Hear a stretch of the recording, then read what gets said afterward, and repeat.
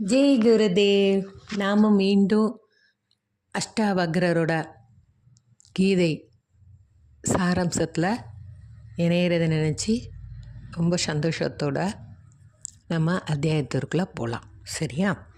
நாம் பார்க்க இருப்பது 13வது அத்தியாயம். அதில் பாகம் 1. இதுவும் 2 பகுதியாக வருங்க. அவர் ரொம்ப அத்தியாயத்தில் அழகான விளக்கங்கள் உதாரணம்லாம் கொடுத்து நம்மளை மெருகு ஏற்றி கொண்டே இருக்கிறார் என்பது தான் உன்னதமான சொற்களாகும். சரி, அதற்கு முன்னாடி எப்பவும் போல் இந்த பூமி தாய்க்கும் நம்மளை பெற்ற தாய் தந்தையருக்கும் நம்மளோட அனைத்து முன்னோர்களுக்கும் இந்த பிரபஞ்ச சக்திக்கும் சரீரத்திற்கும் அஷ்டாவக்ரருக்கும் ஜனகர் மகாராஜாக்கும் நம்மளுடைய குருவாக இருந்து நம்மளை பாதுகாத்து வரும் ஸ்ரீ ஸ்ரீ ரவிசங்கர்ஜி குருஜி அவர்களுக்கும் அனைத்து குருமார்களுக்கும் நாம் ஒரு நன்றியை தெரிவித்துக் கொள்ளலாம். ஜெய் குருதேவ். அகிலத்தை ஆளும் இறைவனே, என்னை ஆளும் தலைவனே, நிந்தன் பதமலர் பணிகின்றேன். என்னை யார் என எனக்கு உணர்த்த சக்தி கொடு. என் அகத்தையும் புறத்தையும் நிரம்பி இருக்கின்ற இந்த மாய இருளை நீக்கி நிந்தன் அருள் என்னும் ஞான ஒளி பெற உடலையும் உள்ளத்தையும் தூய்மையாக்கு. கருணையின் பிறப்பிடமே, எமது பிறவி பிணி தீர்ந்து பிறவாநிலை பெற்றுய வழிகாட்டு. எமது வாழ்வின் பாதையை வெற்றி பாதையாக்க நிந்தன் அருள் ஒளியை கூட்டு. தினம் சோர் தினம் தின்று கூடிப்பின் பிரிமி குலத்தொழில் மாற்றி ஏகனாய் அநேகனாய் எங்கும் நிறைந்து நிற்கின்ற எனது திருவடியில் நாங்கள் ஆத்ம சமர்ப்பணம் செய்கின்றோம். இறைவா, அன்போடு ஸ்ரத்தையோடு எங்களை கவனித்து கொண்டிருக்கும் இறைவனுக்கு மனமார்ந்த நன்றியை தெரிவித்து நாம் இப்போ அத்தியாயத்திற்குள்ள சந்தோஷமாக போகலாம். அச்சம் உப்பை போன்றது தலைப்பு. பாகம் 1, அத்தியாயம் 13. சரி, அதாவது என்ன சொல்கிறாருன்னா, இதில் பயம், அச்சம். பயம்னா என்ன, அச்சம்னா என்ன? என்னங்க, எடுத்த அத்தியாயத்திற்குள்ளே போனோடனேயே பயம் அச்சம், பயம்னா அச்சம் தானே அப்படிங்கிற மாதிரி தானே எல்லோரும் நினைக்கிறீங்க. பார்க்கலாம் அது எப்படி நம்ம பயமாக கொண்டு போகிறோமா, எப்படி மாற்றுறோம் அப்படிங்கிறத தெரிஞ்சுக்கலாம். ஒழுங்கு முறைக்கு காரணம் பயம். ஒழுங்கு முறைன்னா நிறைய சொல்லலாம். Bad habit. சரியா? பேட் ஹேபிட்னா நம்ம நிறைய உதாரணங்கள் எடுத்துக்கொள்ளலாம். இப்போ எங்கேயாவது நம்ம போகிறோம், நம்ம பர்ஃபெக்ஷனாக ஒரு டிசிப்ளின் கோட் பண்ணியிருப்போம், அதில் அவங்க சின்ன சின்ன மிஸ்டேக் பண்ணுவாங்க, அது ஒரு பேட் ஹேபிட். அப்புறம் நம்ம சொல்கிறதே கேட்க மாட்டாங்க, அது ஒரு பேட் ஹேபிட். அப்புறம் எங்கே போனாலும் நமக்கு ஏற்ற மாதிரி அந்த இடம் செட் ஆகுமா? சிலவங்க ரொம்ப ரொம்ப சுத்த சுகாதாரம்லாம் பார்ப்பாங்க, பார்த்துருக்கீங்களா? அவங்களாம் எங்கேயுமே ட்ராவல் பண்ணும்போது பயப்படுவாங்க. அதுதான் ஒழுங்குமுறைக்கு காரணம் பயம். சரி, அச்சம் அது எப்படி இருக்கணும்னா ஒரு உப்பை போன்றது அப்படின்னு சொல்கிறது. என்னங்க அச்சம் உப்பை போன்றது? அதையும் பார்த்துக்கலாம். இப்போ சாப்பிட்றீங்க இல்லையா, அதில் எவ்வளோ உப்பு எடுத்துப்பீங்க? சிறிதளவு உப்பு எடுத்தால் அந்த சாப்பாடு ரொம்ப சுவையாக அழகாக நம்ம வாய்க்குள்ளே போகும். அதுவே அதில் நார்மலான உப்போட ஒரு சிட்டிகை ஜாஸ்தி போட்டாலும் சேச்சே சாப்பாடு ரொம்ப நல்லா இருக்குது, அந்த உப்பை போட்டு கெடுத்துட்டியே அப்படின்னு நம்ம கேட்போம்ல. அதே மாதிரி தான் நமக்கு என்ன சொல்கிறாருன்னா, அச்சம் இருக்கிறது உப்பை போன்று சிறிய அளவில் நம்ம அச்சம் கொள்ளணும் அப்படின்னு சொல்கிறாரு. அந்த அச்சம் என்னென்னா, நொடு பொழுதில் நமக்கு வந்த உடனே அந்த அச்சம் பயம்லாம் வந்துச்சுன்னு வச்சுக்கோங்களேன், நம்மளோட உடலை அப்படி பிச்சு எரிஞ்சிரும். கிட கிட கடகடான்னு படப்படான்னு துடிக்கும் பாருங்கள் நம்ம உடம்பு. அப்போ நேரம் நம்ம கை காலெல்லாம் நம்ம கண்ட்ரோலில் கூட இருக்காது. அச்சோ என்ன பண்ணுவோமோ எச்சோ குழந்தை விழுந்துச்சு, அது விழுந்துருச்சு, எக்ஸ்ட்ரா எக்ஸட்ரா எக்ஸட்ரா. அப்போது இது பயத்தின் பின்விளைகளை விரும்பத்தக்க வையவில்லை அப்படிங்கிறாரு. அதாவது பயத்தோட பின்விளைவுகளை நம்மளால் சொல்லவே முடியாது, நம்ம விரும்பாமலே அது நடக்கும் அப்படின்னு சொல்கிறாரு. என்ன பின்விளைவுகள் வரும்னே நமக்கே தெரியாது. ஓகேவா? இதுதான் பயம். உடல் கிழித்தெறியப்படுகிறது. இவ்வுடலை கூட இழந்து விடுவோமோ என்ற அளவுக்கு அந்த பயம் வந்து உச்சகட்டத்தை தாண்டிவிடும். இப்போ ஹாஸ்பிட்டலில் அட்மிட் பண்ணியிருக்கிறாங்க. பொழைப்பானா பொழைக்க மாட்டானா அந்த டாக்டர் தான் வந்து சொல்லணும். நமக்கு கடவுள் யார்? அந்த டாக்டர். ஆனால் நம்ம வெளியில் இருந்துட்டு என்ன பண்ணுறோம்? பொழைப்பானா பொழைக்க மாட்டானா? அப்போ நமக்கு உள்ளே இருக்கிறவங்க காட்டிலையும் வெளியில் இருக்கிறவங்க நோயாளியாக படுத்துருவாங்க. அப்போ நம்மளோட அந்த பயமானது நம்மளை உடலை கிழித்து எறிந்து விடுகிறது அப்படின்னு சொல்கிறாரு. அப்போ அந்த பயத்தை, அந்த அச்சத்தை நாம் வந்து ஒரு சிறிய உப்பு அளவு பயன்படுத்துகிற அளவு நம்ம பயன்படுத்தி கொண்டால் நம்ம மனமானது சமநிலையில் இருக்க உதவும். இப்போ ஒரு குழந்தை எடுத்துக்கோங்க. அதுக்கிட்ட ஒரு 3 வயசு 2 வயசு இருக்கும்போது வந்து ஒன்றுமே தெரியாது, அப்படி தானே? சின்னதில் வந்து நடப்பழகிறது, அம்மா அப்பா கூட தொடைய அப்படி வந்துக்கிட்டே இருப்பாங்க. அதுவே அதுக்கு நான் என்ற உணர்வு வந்தால், அதாவது ஒரு 7 வயசு இருக்கட்டுமே, தனியாக நடக்கும். நான் நடந்து போனேம்மா, அங்கே பயந்துட்டேன். எதை பார்த்து? பூனை குறுக்க போச்சு, பயந்துட்டேன். நடந்து போன வண்டி வந்துருச்சு, பயந்துட்டேன். அப்போ நான் என்ற உணர்வு அந்த குழந்தைக்கு வந்த உடனே பயமானது தொத்திக்கொள்கிறது. குழந்தைக்கு நம்மளும் அதுதாங்க. அப்போ பயம் என்று ஒன்று இல்லைன்னு வச்சுக்கோங்களேன். நீங்கள் ஏதோ ஒரு உயரத்துலேருந்து கீழே குதிக்கிற போது கீழே அடிப்படும் அப்படிங்கிறது கூட நமக்கு தெரியாமல் பயம் இருக்கணும். கண்டிப்பாக வாழ்க்கையில் பயம் உணர்வு கண்டிப்பாக இருக்கணும். பயம் இருந்தால் தான் நம்ம வாழ்க்கையில் சாதிக்க முடியும். ஒரு போகிறோம், அங்கே புதக்குழி இருக்குன்னு யாராவது பயமுறுத்துவாங்கல்ல, அது பாட்டுக்கு இந்த குருட்டு தைரியத்தில் நடந்தால் அந்த புதக்குழியில் கீழே விழுவோம். அப்போ பயமானது இருக்கணும். அந்த பயம் வந்து அச்சம் என்ற உணர்வில் மாறும். அந்த அச்சம் வந்து எப்படி இருக்கணும்? உப்பை போன்று சிறிய அளவில் இருக்கணும். இல்லாமலே இருக்கக்கூடாது, ரொம்ப அதிகமாகவும் இருக்கக்கூடாது. நார்மலாக தேவைக்கு பயப்படுங்க. சின்ன அளவாக அந்த பயத்தை சிலவங்க வெளியில் காட்டிக்கவே மாட்டாங்க, சிரிச்சே மழுப்பிடுவாங்க. என்னடா உனக்கு பயமே இல்லையா? ஒரு இருமார்போடு செல்லக்கூடாது. பயம் இருக்க வேண்டும், ஆனால் அந்த பயம் அளவோடு இருக்க வேண்டும். நம்ம பயந்து அடுத்தவங்களையும் பயப்படுத்தக்கூடாது அப்படின்னு சொல்கிறார். அப்போ ஒருத்தங்க வந்து விழிப்புடன் எச்சரிக்கையுடன் செயல்படுகிறார் என்றாலும் அவங்களுக்கும் பயம் வரதாங்க செய்யும். என்ன நடக்குமோ, எது நடக்குமோ, எப்படிப்பட்ட மனிதருக்கும் பயம் என்பது கண்டிப்பாக வரும். அப்போ அந்த பயத்தை வந்து நாம் என்ன பண்ணுறோம்? அடுத்தவங்களுக்கு அதை ஸ்ப்ரெட் பண்ணுறோம்.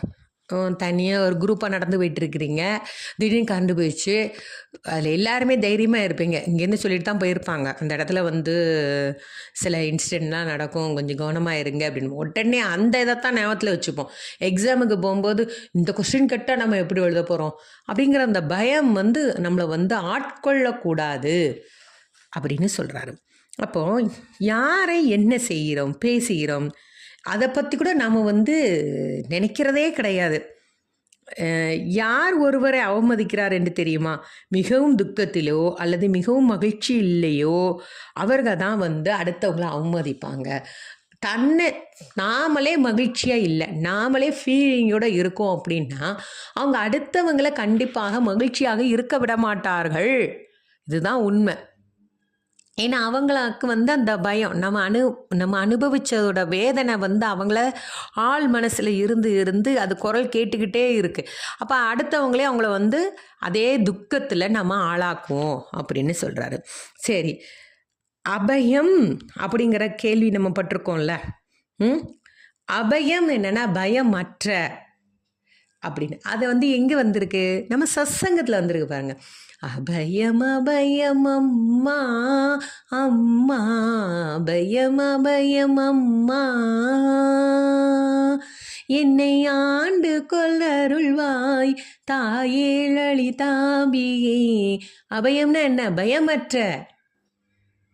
உன்னிடத்தில் சரணடைகின்றேன், பயம் இல்லாமல் நீ கூட வந்து என்னைக்கு அருள் புரிவாயாக. அதுதான் அபயம். அபயம் வேற, பயம் வேற. பயம்னா அச்சம், அபயம்னா பயமற்ற. அப்போ மனிதனுக்கு சிறிதளவு பயம் இருக்கணும். தேவர்களுக்கும் தேவலோகங்களிலும் கூட பயம் இருக்காது. அவங்களுக்கு என்னங்க பயம்? அவங்களுக்கு எல்லாமே கடவுள் கடவுளோட சொரூபம் இல்லையா? அப்போ பயம் இன்மை பயமுற்ற நிலையை சமன்படுத்துகிறது. இது எப்படின்னா, பயந்தாலும் பயப்படாமல் இருக்கிற நம்ம சூழ்நிலையில் இது ரெண்டும் சமமாகுது அப்படின்னு சொல்கிறாரு. இதுக்கு அபயம் அப்படிங்கிற ஒரு வார்த்தையை நம்ம பிடிச்சிட்டோம்னா, பயமுள்ள சூழ்நிலையிலையும் பயம் இல்லாத சூழ்நிலையிலையும் நம்மளை காக்கும் குருநாதர் நம்முடன் பிரயாணம் பண்ணுகிறார். புரிஞ்சுதா? இதுதான் அதோட அர்த்தம்.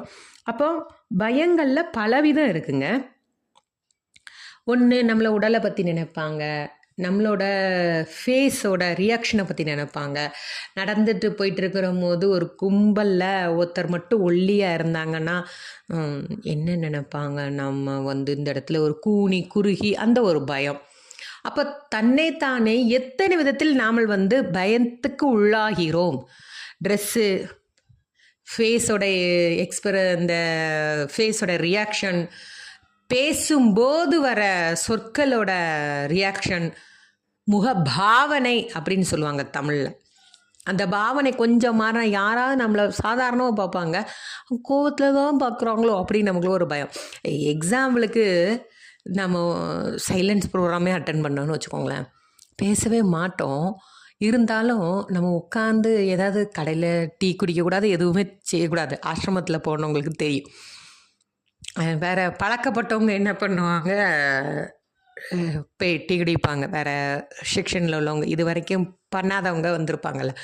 அப்போ இது என்ன பண்ணியிருக்கோம், பயப்படும். காரணம் என்ன, ஏதாவது சீனியர் டீச்சர் கிராஸ் பண்ணாங்களா, நம்மளை பார்த்து கண்டுபிடிச்சி நம்மளை திட்ட மாட்டாங்க. ஆனால் அவங்க கிராஸ் பண்ணும்போது நமக்குள்ளே ஒரு பயம் தொத்தும். நான்லாம் அனுபவிச்சிருக்கேன் அதெல்லாம். நம்ம சும்மா தானே நிற்கிறோம், பனை மரத்துக்கு கீழே உட்காந்துருந்தாலும் பாலை குடித்தாலும் கல்லை குடிச்சோங்கிற மாதிரி வேறு ஏதோ ஒன்று டேக்கை போட்டு போயிருக்கு. அந்த குரூப்போட நம்ம உட்காந்துருப்போம். ஆனால் சீனியர் டீச்சர் கிராஸ் பண்ணும்போது நம்மளை பார்ப்பாங்களோ, நம்மளை பார்த்து எதுவும் நினைப்பாங்களோ அப்படிங்கிற ஒரு பயம். அப்போ பயம் நிறைய இருக்குது. நின்னா பயம், குனிஞ்சா பயம், உட்காந்தா பயம், பேசினா பயம், படுத்தா பயம், நடந்தா பயம், ஓடுனா பயம், சமைச்சா பயம், சமையலில் உப்பு அதிகமான பயம், சாப்பிடுவாங்களான்னு பயம், திட்டுவாங்களான்னு பயம், எல்லாத்துலேயும் பயம் இருக்குது. அதை பற்றி பயப்படாதீங்க. ஒரு இடம் பயம் இருந்தால் என்ன செய்வது? இவ்வாறு நிகழ்ந்தால் அதை பற்றி வியப்படைய வேண்டும். நமக்கு பயம் வாவ் அப்படின்னு சொல்ல ஆரம்பிங்க. எதுக்காக அந்த பயம் வருது அப்படிங்கிற ஒரு விழிப்புணர்வு நம்மள்கிட்ட வந்துடும். ஏன்னா இதை தான் அஷ்டாவக்ரர் நமக்கு சொல்கிறாரு. அப்போது இது போன்ற நிகழ்வுகளை நம்மளால் காண முடியாது. ஏன்னா சட்டுன்னெல்லாம் இந்த நிகழ்வெல்லாம் நம்மளால் ஃபேஸ் பண்ண முடியாது. ஆனால் போக போக பழகிக்கோங்க. இது ஒரு சாதாரண நிகழ்வு தான் அப்படி நம்ம நினைக்கக்கூடாது. பயத்தை கண்டால் அவருடைய போத நிலையை நிராகரிக்க வேண்டாம். ஏதோ சில தருணங்களில் இவை நிகழக்கூடும். அவை நிலையானவல்லை. காமமோ ஆசையோ நான் என்ற எண்ணமோ பயமோ இவையெல்லாம் ஒருவரின் இயல்பான தன்மைகள் அல்ல. அதாவது பயந்துட்டே இருக்கிறவன் இப்போ தாங்க பயந்துட்டே இருப்பான், அவன் லாஸ்ட் வரைக்கும் பயந்துட்டே இருப்பாங்கிறது நம்மளால் நிலையாக சொல்ல முடியாது. அதுமாரி நான் என்ற அகம்பாவம், காமம், ஆசை, பேராசை, கர்வம் எது வந்தாலும் அது இயல்பு, இதுதான் நம்மளோட இயல்பு அப்படின்னு ஃபிக்ஸடு பண்ணிக்காதீங்க உங்கள் மனசில் அப்படின்னு சொல்கிறாரு. அது பாட்டுக்கு இன்றைக்கி நம்ம யார்கிட்டயா திட்டு வாங்கியிருப்போம், யார்கிட்டயா நாமளே திட்டு கொடுத்துருப்போம், நாமளே அவங்கள திட்டியிருப்போம். அப்போ நான் பயந்துருப்போம், ஒருத்தங்களை பயமுறுத்தி இருப்போம். அப்போ அதெல்லாம் இன்றைக்கி நம்ம சாப்பிட்டு தூங்கியிருந்தால் அடுத்த நாள் அது அப்படியே நகர்ந்து போயிடும். நம்ம பயந்துட்டே இருந்தாப்புல அடுத்த நாள் விடியாமல் இருக்க போதா? அப்போ கெஸ் பண்ணிக்கோங்க. நாட்கள் நகர்ந்து கொண்டே போகும். யாருக்காகவும் காலங்கள் நிற்காது. அது கோர்ஸ் பாயிண்ட்லேயே வந்திருக்கேன். நிகழ்காலம் தவிர்க்க முடியாது, நிகழ்காலத்தில் வாழ கற்றுக்கொள்ளுங்கள். அந்த பாயிண்ட்டை கூட நம்ம நினச்சிக்கலாம். அப்போ பயம் வரும்போது நம்ம என்ன பண்ணணும், வாவ் எதற்காக இந்த பயம் எனக்கு வருகிறது அப்படிங்கிற ஒரு விழிப்புணர்வோடு நம்ம பிரயாணம் பண்ணும்போது பயம் இருந்தாலும் அதை ஃபேஸ் பண்ணக்கூடிய சிச்சுவேஷனை நமக்கு உணர்த்துவார்கள். யார்? குருமார்கள். ஓகே. அப்போது ஆசையும் இது போன்று தான். என்ன இருந்தாலும் ஆசை வருது அப்படிங்கிறதெல்லாம் நம்ம ஒவ்வொன்றும் கெஸ் பண்ணிகிட்டே போகலாங்க. காம உணர்வு எக்ஸட்ரா எத்தகைய உணர்வு நிலை வந்தாலும் அதை நினைத்து ஆச்சரியப்படும் போது பயம் இருக்கும். ஆனால் பயமற்ற தன்மையில் நம்மளால் நகர முடியும். ஓகேவா? அடுத்து நாம் மனமும் உடலும் நிகழ்கின்ற இந்த தருணத்தில் ஒன்றி இருப்பதாகும். அதான் சொல்லிட்டேனே கோர்ஸ் பாயிண்ட்டு. நிகழ்காலம் தவிர்க்க முடியாது, நிகழ்காலத்தில் வாழ கற்றுக்கொள்ளுங்கள். ஓகேவா? அப்போது இப்போ நிகழ்காலத்திலே இருக்காங்கங்க, அவங்க கிட்ட ஆசை பிறந்தால் தெரிஞ்சிருச்சு இதை தவிர்க்க முடியாது அப்படின்னா, அப்போ அவங்க ப்ரெசன்ட் மூமெண்ட்டில் இருந்தாலும் அவங்களுக்கு ஆசை பிறந்தா என்ன பண்ணணும்? அதை பற்றி அவங்களும் வாவ் அப்படின்னு சொல்வது தான் விழிப்புணர்வு அப்படின்னு சொல்கிறாரு. இவ்வாறு பண்ணுறது நமக்கு சாத்தியம் இல்லை. திருப்பி அதையும் சொல்கிறாரு, வாவ்னு சொல்லுங்கள், ஆனால் அது சாத்தியப்படாது. ஆனால் எவ்வாறு நிகழ்ந்தது என்று ஆச்சரியம் கொள்ள வேண்டும். புரிஞ்சுதா? விழிப்புடன் பயணம் பண்ணுறவங்களுக்கும் எல்லா உணர்வுகளும் வரும். அவங்க சன்னியாசி அல்லங்க, அதை முதல்ல நல்லா புரிஞ்சுக்கோங்க. அவங்களுக்கும் ஆசை வரும், கோபம் வரும், காமம் வரும், எரிச்சல் ஊட்டும் நபர்கள் வருவார்கள், அவங்களுக்கும் பயம் வரும்.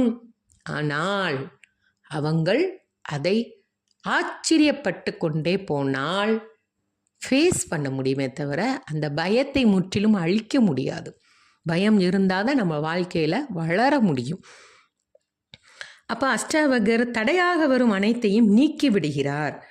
மற்றவர்கள் செயல்கள் புரிவதை பார்ப்பது போல் தன்னுடல் புரியும் செயல்களையும் அதனால் விளையும் எதிர்வினைகளையும் நாம் பார்க்க வேண்டும் அப்படின்னு நமக்கு சொல்கிறாரு. அதாவது என்னென்னா, அச்சம் மேலே வரும்ல, ரொம்ப பய உணர்வு, எதுக்கு எடுத்தாலும் பயந்துகிட்டே இருக்காங்க. உங்கள்கிட்ட போய் ரொம்ப ஃபிக்ஸடாக எனக்கு இங்கே போனால் பயம் பயம் பயம் பயம் அப்படின்னு மேலோங்கி நிற்கு. அவங்க என்ன சொன்னாலும் அவங்க விழிப்புடன் இல்லை. அப்படி இருக்கும்போது அவங்க என்ன பண்ணணும்னா, யாரோ ஒருவரோட உடலில் இதை காண்றது போல் ஒரு பாவனை உணர்வோட நம்ம இருக்க சொல்கிறாரு. இவ்வாறு அவங்க பாவனை உணர்வோட பயணம் பண்ணும்போது ஒருவரால் பதட்டம் அடைய முடியாது. இப்போ எக்ஸட்ரா நம்ம என்ன சொல்லணும்னா, நைட்டு தூங்குறோங்க, திடீர்னு ஓப்பனாக சொல்கிறேன், திடீர்னு செத்து போகிற மாதிரியே கனவு காங்கன்னு வச்சுக்கோங்க. நிறைய பேர் சொல்லுவாங்க, செத்து போகிற மாதிரி நம்ம கனவுட்டா யாருக்கோ அது குடும்பத்தில் நடக்குது சொல்கிறாங்களா? அது மாதிரி என்ன நடந்தாலும் யாருக்கோ நடக்குது, நமக்கு இல்லை. யாருக்கும் நம்ம ரிலேட்டிவ் நடக்குது, ஃப்ரெண்ட்ஸுக்கு நடக்குது போல், அதைத்தான் நமக்கு கடவுள் காட்டி கொடுத்துருக்கிறார் அப்படிங்கிற மாதிரி நம்ம பாவனை வளர்த்தோம்னா நம்ம மனமானது பதட்டம் அடையாது.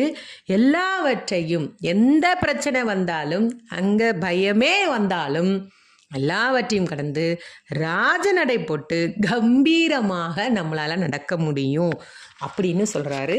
மீண்டும் நாம் அந்த அத்தியாயத்தில் அடுத்து என்ன சொல்ல வராருங்கிறத அடுத்த பகுதியில் 2ஆம் பகுதின்னு சொல்லிட்டு போட்டு நான் போடுறேன்.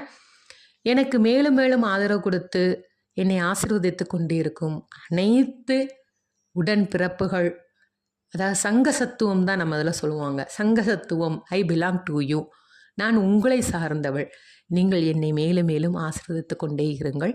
என்றும் எப்போதும் நம்மளோட குருநாதர் நமக்கு நல்வழிவே காட்டுக்கொண்டே இருப்பார். ஜெய் குருதேவ். லோகா சமஸ்தா சுஹினோ பவந்து, லோகா சமஸ்தா சுஹினோ பவந்து, லோகா சமஸ்தா சுஹினோ பவந்து. ஓம் சாந்தி சாந்தி சாந்தி.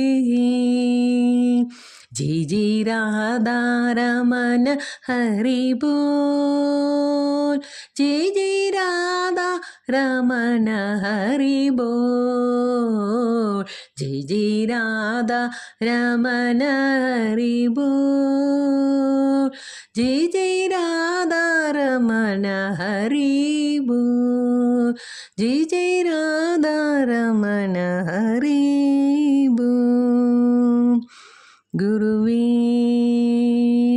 சரணம், ரவிசங்கர குருவே சரணம். ஜெய் குருதேவ்.